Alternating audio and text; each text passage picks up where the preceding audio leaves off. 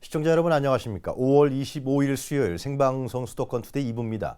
화제가 되고 있는 수도권 소식을 집중적으로 살펴보는 이슈 포커스 시간입니다. 오늘은 이강훈 기자와 함께하겠습니다. 자, 이강훈 기자 어서 오세요. 안녕하세요. 네, 오늘 취재하신 내용은 우리 학생들 그죠? 네. 학생들 급식 문제인데요. 이거 계속 지적됐던 것인데 그래도 급식 비리 상당히 만연돼 있는 모양이죠? 네, 여전한 모습입니다. 그래요. 네. 실태 어떻습니까? 네, 이번에 이제 서울시 교육청이 네. 또 한 번 그 급식 감사를 좀 벌였는데 네. 대상은 이게 서울 시내 초중고교 51곳이었고요.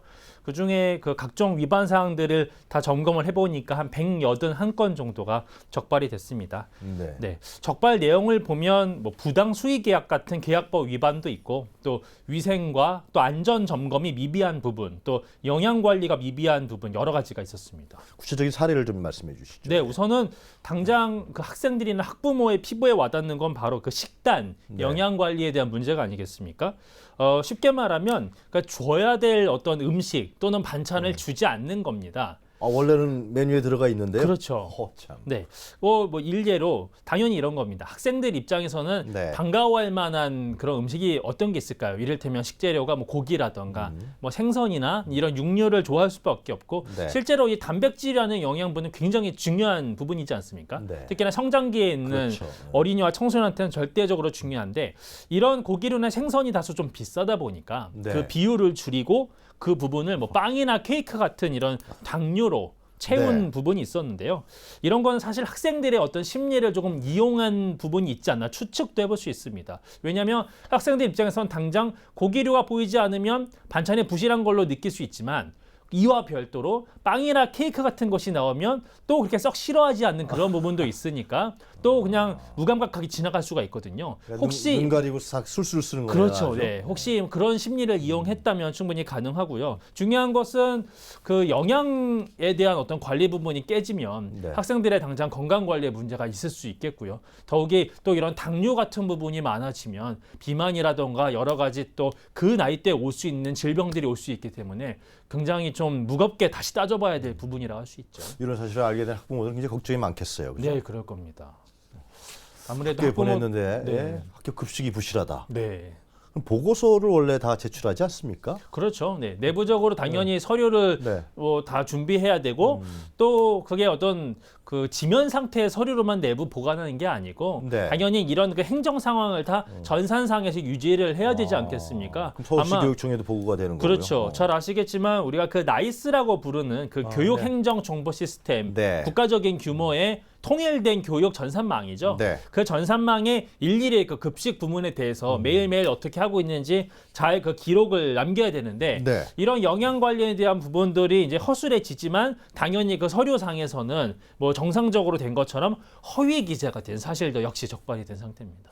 참 교육기관에서 이거 상식 이하의 행동들이 이루어지고 있는 거네요. 네, 마치 그 일반 민간 업체들에서 나오는 듯한 글쎄 말이에요. 그런 모습들이 나오고 또 다른 위반 사례도 있습니까? 네, 아까 말씀드린 것처럼 위생과 안전에 대한 부분도 있습니다. 사실 그 식재료의 위생 상태 또 안전 상태를 점검하는 게 중요한데 네. 이런 것들을 좀 안전성을 보존하려면 제일 중요한 것은 그 국가에서 충분히 이제 통제가 되고 있는 그 안에서 네. 유통되는 식재료들만 써야 되지 않겠습니까? 이를테면 농림축산식품부가 그 축산물 이력 시스템이라는 걸 가동하고 있고 네. 그 시스템에 등록되어 있는 그 육가공료 위주를 써야 되는데 그 실제로 현장에서 쓰여진 그 재료들을 보니까 이렇게 시스템에 등록되지 않은 재료가 나온다라던가 아니면 등록된 어떤 번호가 있다 하더라도 알고 보니 이런 게 위조되거나 변조된 상태 뭐 이런 것도 있을 정도니까 어디서부터가 문제가 어디가 진실인지 사실 정확히 알기도 어려운 정도가 많은 거고요.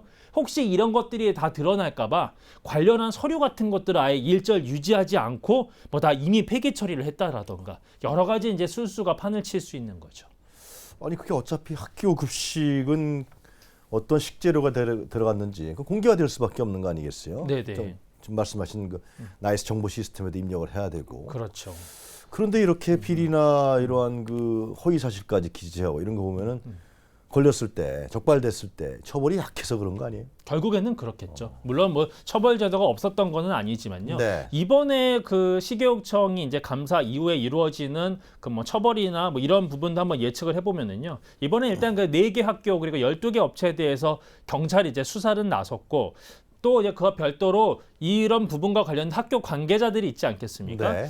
그 중에 한 11명 정도는 중징계를 요구했지만 나머지 이제 뭐 직간접적인 관련자 200여 명에 대해서 경고나 주의 조치 정도로 뭐 이렇게 이제 조치를 취했습니다.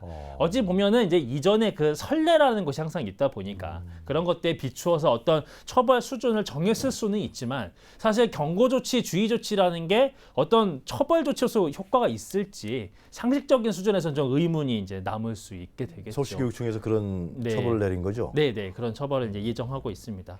그 학교 급식 문제인데 우리 네. 학생들이 먹는 문제인데 네. 먹는 식단이라든가 재료를 갖고서 한마디로 장난친다. 네, 그렇죠. 그건 엄하게 처벌해야 되는 거 아니겠습니까? 그렇습니다. 네. 근데 이제 근본적으로 중요한 것은 네. 이런 게 그야말로 학교에서 어떤 그 학생들의 어떤 그 영양 관리나 또는 이런 급식 관리 말고 일반 교육 활동에 있어서는 그 교사가 모든 주도권을 가지고 다 이렇게 관리하지 않습니까? 네.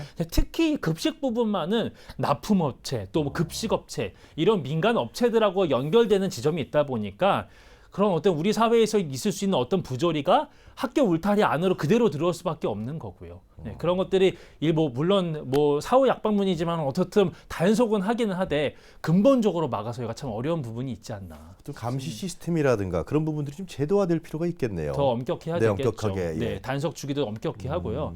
말씀하신 것처럼 처벌 수치가 올라가야만 네. 해결이 될 수 있는 부분일 것 같습니다. 네. 다음 주제로 넘어가죠. 네, 그 항상 논란이 됐던 서울시향이 이제 그동안에 단독법인이었는데 네. 이 세종문화회가 네. 산하 단체로 들어가는 그 조례안이 추진되고 있습니까? 네, 그렇습니다.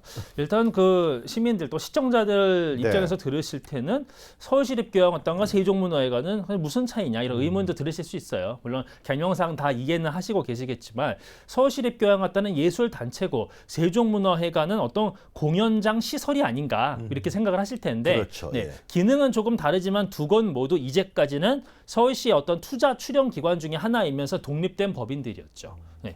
그래서 세종문화회관 같은 경우에는 산하에 뭐 서울시 합창단, 극단, 국립, 국악교향악단 여러 네. 예술단체를 갖고 있고 또 들으셨겠지만 삼청각 같은 이런 음식문화 사업장도 거느리고 있었던 곳이고요.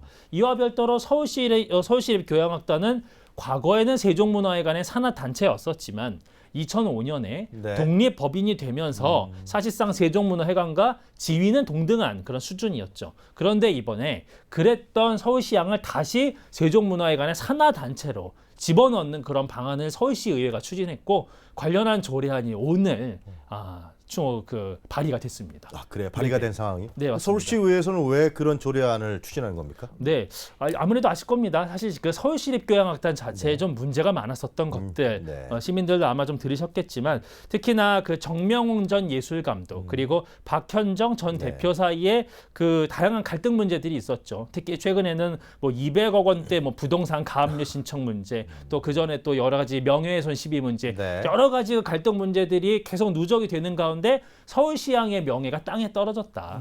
그래서 뭔가 좀 근본적인 처방, 대대적인 구조조정과 좀 이런 그야말로 수술에 가까운 그런 조치가 필요한데 그렇다고 한다면 기존의 어떤 관리 시스템으로 안 되니 차라리 구조 개편을 해서 세종문화회관 밑으로 다시 넣음으로 해서 어떤 새로운 어떤 그 돌파구를 좀 찾아보자 이런 판단이 있는 거죠. 예산도 좀 문제가 되지 않았습니까? 네, 그 박현정 대표하고 있을 때요. 네, 맞습니다. 네. 사실 서울시향 같은 경우는 이전보다 그 예산을 쓰는 부분은 훨씬 더 많이 늘어났습니다. 그만큼 뭐 어떤 자체 어떤 사업을 통해서 수익을 올리기보다는 네. 사실 그 서울시의 혈세가 많이 결국 들어간 부분도 있는 거죠. 그런데 그럼에도 불구하고 그 실제로 서울시향이 운영 운영되는 그 경영의 어떤 그 과정들을 또 주기적으로 평가를 해보니까 그 평가 결과가 사실 바닥 수준이었습니다.